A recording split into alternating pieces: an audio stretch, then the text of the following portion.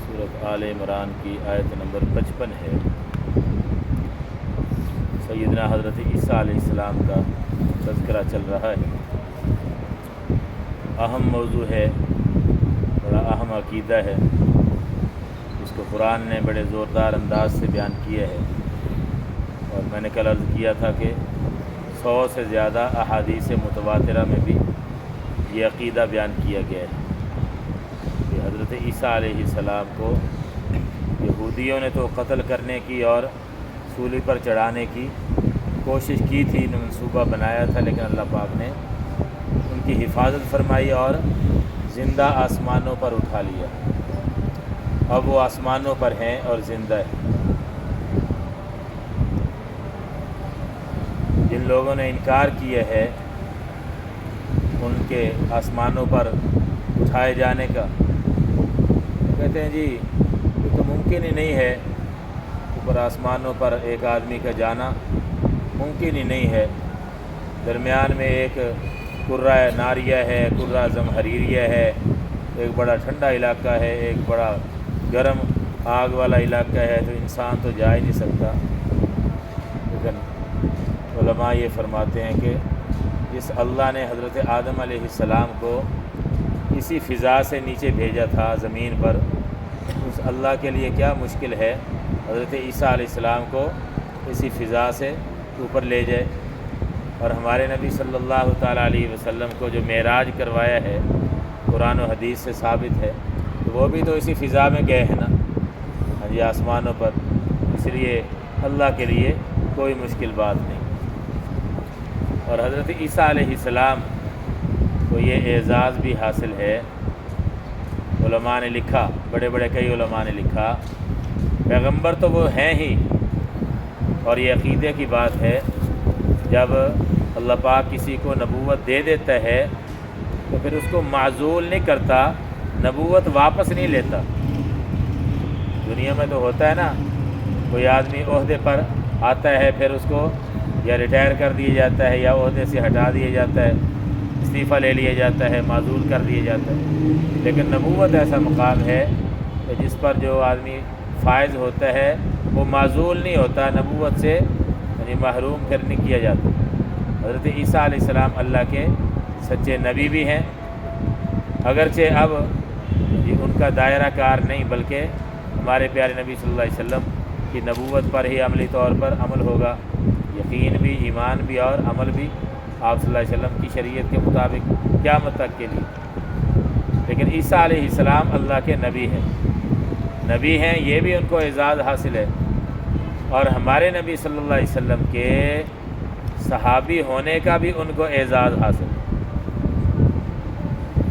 یہ بڑے بڑے کئی علماء نے لکھا ہے۔ وہ کیسے؟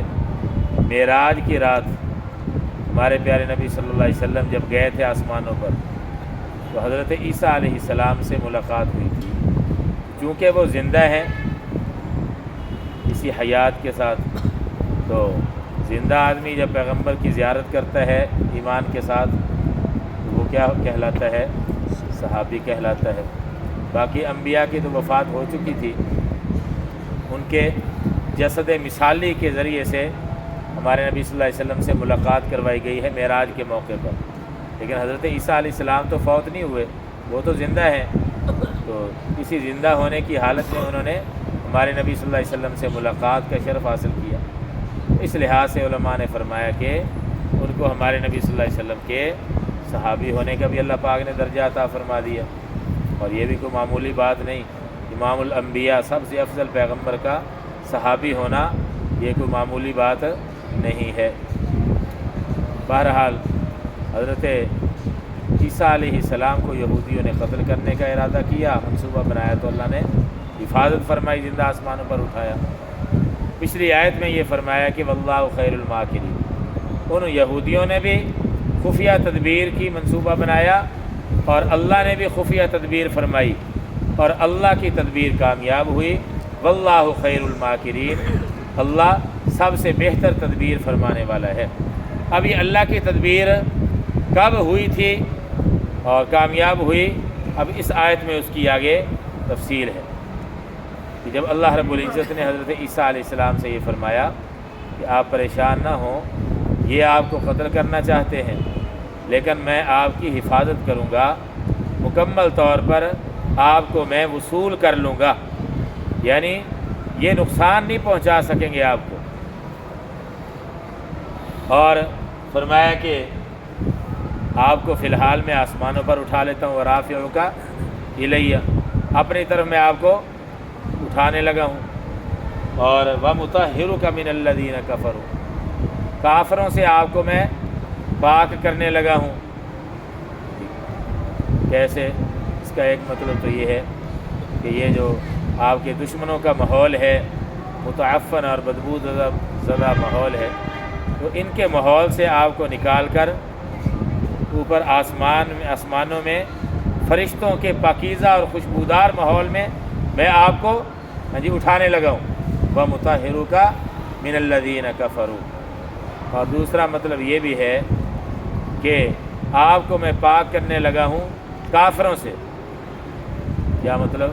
مطلب یہ کہ یہ جو آپ کا تہمت لگاتے ہیں نا، نعوذ باللہ، آپ کے نسب پر تہمت لگائی انہوں نے، تو اس سے بھی میں آپ کو بری قرار دوں گا۔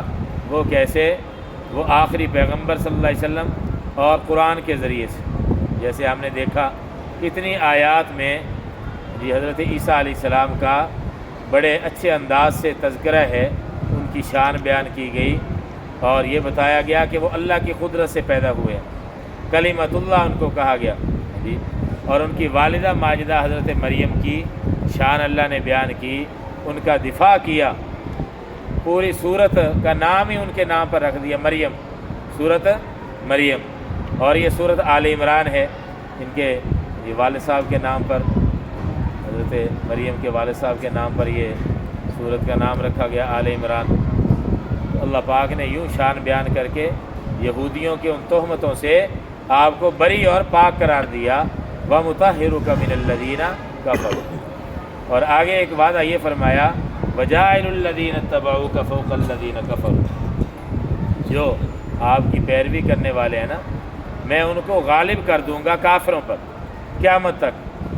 کافروں سے مراد یہاں یہودی، جو حضرت عیسیٰ علیہ السلام کا انکار کرتے تھے، آج بھی انکار کرتے ہیں یہودی، تو اس وقت بھی وہ کافر تھے، منکر تھے حضرت عیسیٰ علیہ السلام۔ فرمایا کہ آپ کے جو پیروکار ہیں میں ان کو ان یہودیوں پر غالب رکھوں گا قیامت تک، یہ یہودی ذلیل رہیں گے، مغلوب رہیں گے۔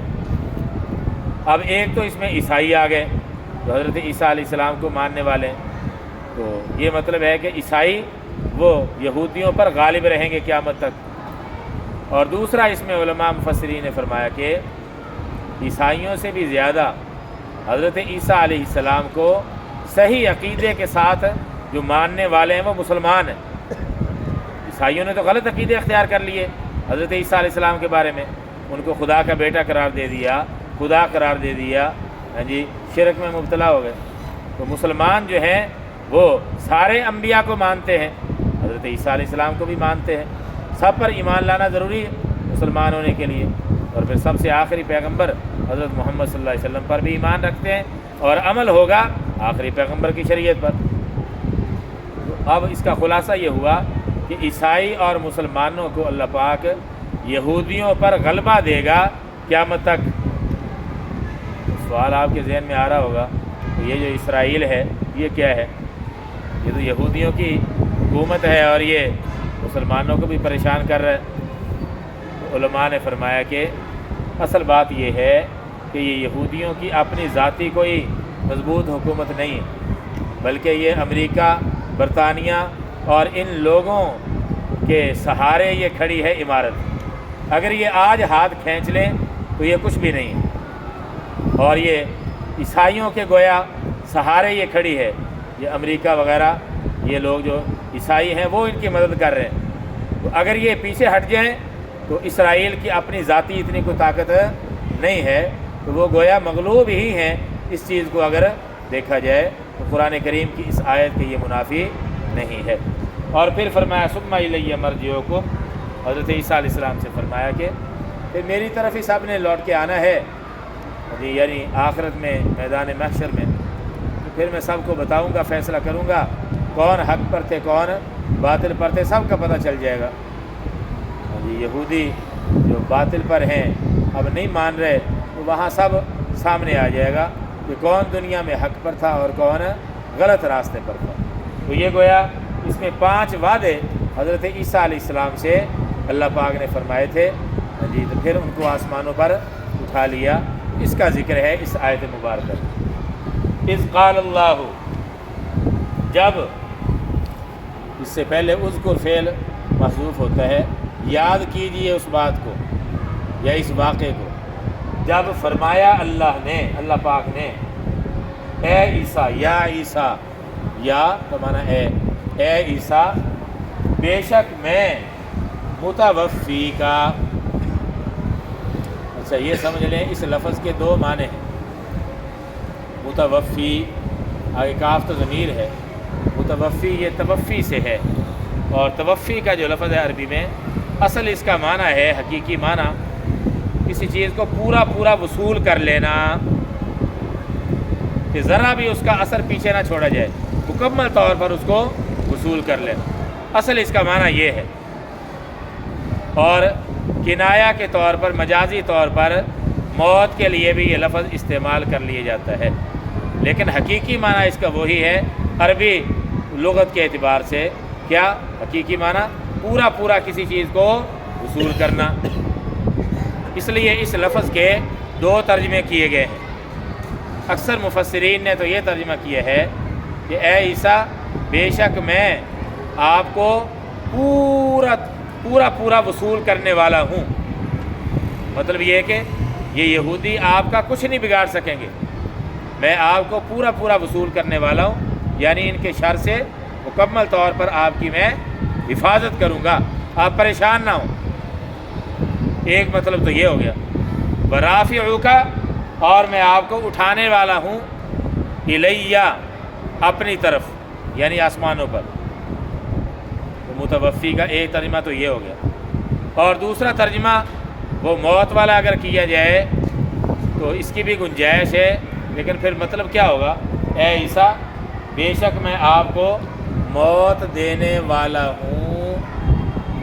اس سے مراد یہ ہے کہ ان کے ہاتھ سے نہیں موت آئے گی، میں آپ کو موت دوں گا، وفات میں آپ کو دوں گا، یہ یہودی نہیں آپ کا کچھ بگاڑ سکتے۔ کیا مطلب؟ تبھی موت آپ کی آئے گی اپنے وقت پر۔ متوفی کا سے پھر مراد کیا ہوگا اگر یہ ترجمہ کریں کہ آپ کو میں موت دینے والا ہوں، یعنی تبھی موت دوں گا، ان یہودیوں کے ہاتھ سے میں آپ کو نہیں مرنے دوں گا، نقصان نہیں پہنچنے دوں گا۔ جی تو اس میں پھر وہی طبی طور پر موت کب ہوگی؟ جب آسمانوں سے اتریں گے اور شادی کریں گے، بچے ہوں گے، پھر طبی طور پر موت ہوگی، اور پھر ہمارے نبی صلی اللہ علیہ وسلم کے ساتھ روضہ پاک میں دفن کیا جائے، وہ طبی موت اس وقت ہوگی۔ لیکن فی الحال کیا ہے؟ فرمایا ورافعک الیہ، اور میں آپ کو ابھی اٹھانے والا ہوں اپنی طرف۔ تو یہ دونوں ترجمے اس کے ہو سکتے ہیں، لیکن پہلا جو ترجمہ زیادہ حضرات نے وہ پہلا ترجمہ کیا ہے۔ بہرحال جو بھی ترجمہ کیے دونوں ترجمے ٹھیک ہیں، لیکن یہ جو فرمایا متوفی کا، آپ کو میں موت دینے والا ہوں، پھر اس کا مطلب کیا ہوگا کہ تبھی موت آئے گی اپنے وقت پر، ابھی نہیں۔ لہذا اسلام کا یہ عقیدہ اپنی جگہ ثابت ہے کہ حضرت عیسیٰ علیہ السلام کو موت ابھی تک نہیں آئی، بلکہ بعد میں آئے گی جب وہ آسمانوں سے اتریں گے، کیونکہ قرآن کی اور بھی کئی آیات میں یہ مضمون ہے، کل میں نے سنائی تھی، اور احادیث میں بھی ہے۔ ان سب کو سامنے رکھتے ہوئے پھر یہی مطلب اس آیت کا بنے گا۔ قرآن و حدیث بھی یہ عقیدہ بیان کر رہی ہے، اور اجماع امت بھی ہے۔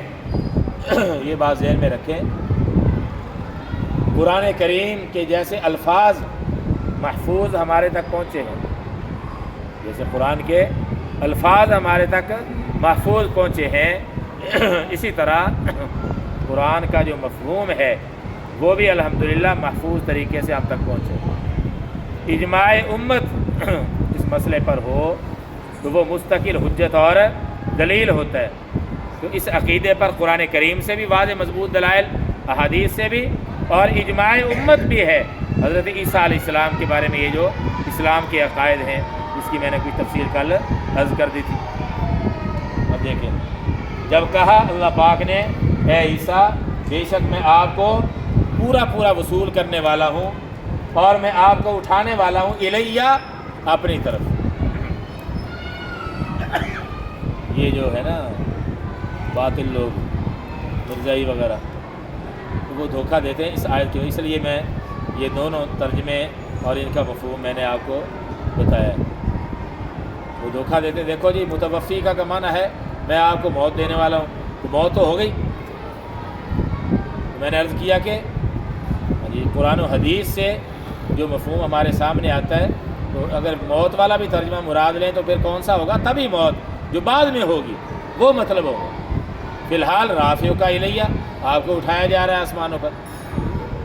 یہ کہتے ہیں جی رافع کا سے مراد ہے بلند درجہ دینا، روحانی بلندی مراد ہے، جسمانی آسمانوں پر لے جانا مراد نہیں۔ یہ رافع کا سے یہ دھوکہ دیتے ہیں۔ اب دیکھو قرآن کے الفاظ کو لے کے وہ بھی دلائل بیان کرتے ہیں۔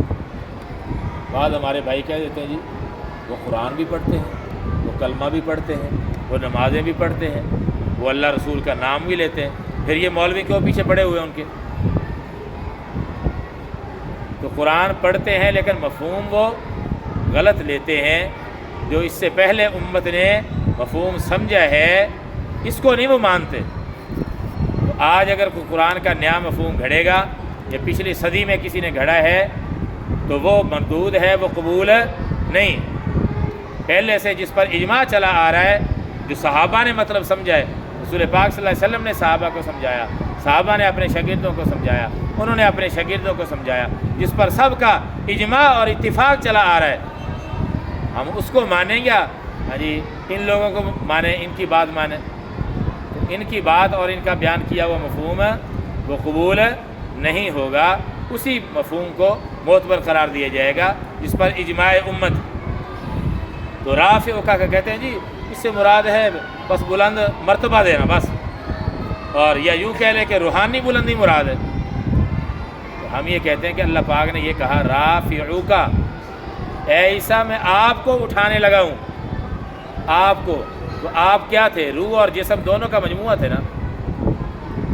یہ تو نہیں کہا کہ میں آپ کی روح کو اٹھانے لگا ہوں، یہ آپ کو میں جی بلند درجہ دینے لگا ہوں۔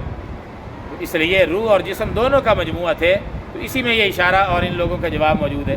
رافعوکا کے کاف کے اندر موجود ہے، اور پھر آگے الیہ کا لفظ بول دیا۔ اگر الیہ نہ ہوتا نا تو پھر بلند درجہ مراد لے لیتے ہیں عربی زبان میں، لیکن جب الہ آ جاتا ہے نا آگے تو پھر اس کا مطلب ظاہری طور پر بلندی مراد ہوتا ہے۔ یہ عربی کے جی اصول اور قاعدے کے مطابق یہ پکی بات۔ بہرحال یہ زیادہ گہرائی میں نہیں جاتے، بس اتنے کے کافی ہے۔ بس رافعوکا، اور آپ کو میں اٹھانے والا ہوں الیہ اپنی طرف، یعنی آسمانوں پر، ومطہروکا، اور میں آپ کو پاک کرنے والا ہوں، یعنی بری کرنے والا ہوں، من الذین، ان لوگوں سے، کفروا، جنہوں نے کفر کیا یا کفر اپنا لیا۔ اس سے کون مراد ہے؟ یہودی، کہ ان کے ناپاک عزائم سے میں آپ کو بچا لوں گا، بری کر لوں گا، یا ان کی تہمتوں سے آپ کو پاک کر لوں گا۔ یہ دونوں مفہوم میں نے بتائے ہیں اس کے پہلے۔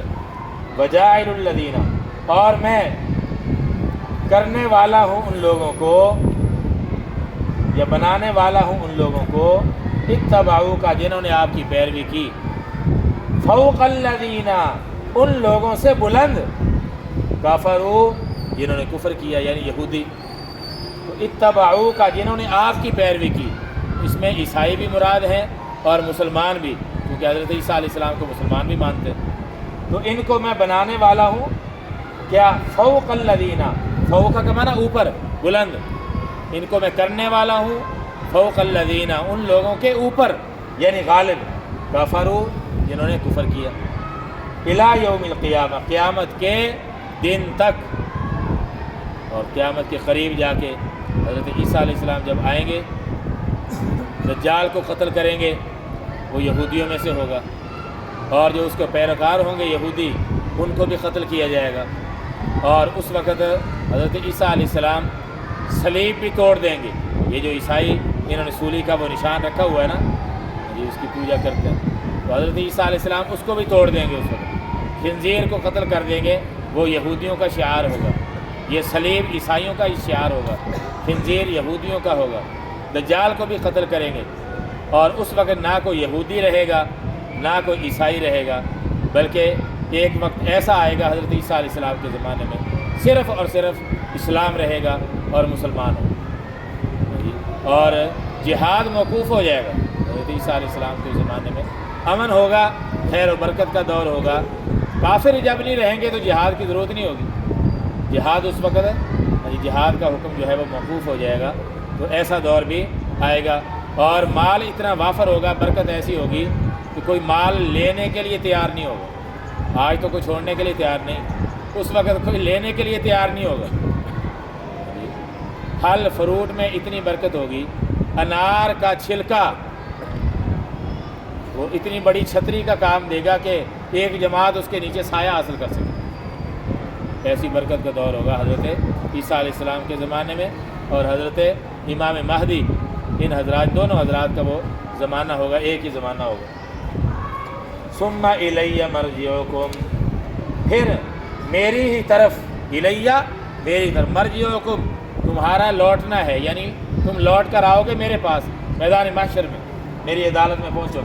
فاحکم بینکم، پھر میں فیصلہ کروں گا بینکم تمہارے درمیان، فی ما اس چیز میں، یہ ما موصول ہے، اس چیز میں کنتم فیہ جس میں تم تھے، تختلفون اختلاف کرتے، جس میں تم اختلاف کرتے تھے، میں فیصلہ کر دوں گا اس چیز کے بارے میں کہ کون حق پر تھا اور کون باطل پر تھا۔ تو یہ حضرت عیسیٰ علیہ السلام کے بارے میں کچھ عقائد کی باتیں تھیں۔ آگے بھی کچھ ایک دو آیات میں تھوڑا سا مضمون ہے، وہ انشاءاللہ اگلے سبق میں پڑھ لیں گے۔